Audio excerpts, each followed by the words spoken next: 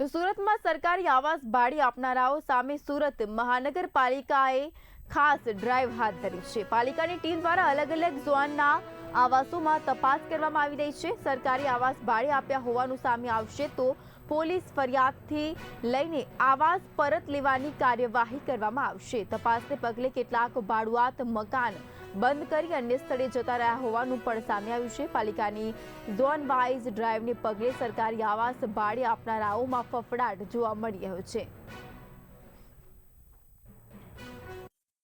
સુરત મહાનગરપાલિકા દ્વારા બનાવવામાં આવેલ આવાસ ગરીબ અને આર્થિક રીતે નબળા વર્ગના લોકોને જે રાહત દરે મકાન આપે છે, એમાં લોકો દ્વારા મકાન ભાડે આપી આર્થિક રીતે લાભ મેળવવા અંગેની ફરિયાદ અમને મળતા અમે સુરત મહાનગરપાલિકાના તમામ ઝોનના લાગત અધિકારીને આ અંગે સૂચના આપતા છેલ્લા ઘણા દિવસથી આ અંગે દરેક ઝોનમાં સુમન આવાસમાં ભાડુઆત અંગેની સર્વેની કામગીરી હાથ ધરવામાં આવી છે, જેમાં ઘણી જગ્યા પર ફ્લેટ બંધ હાલતમાં મળેલ છે અને અમુક જગ્યા પર ભાડુઆત પણ મળી આવેલ છે।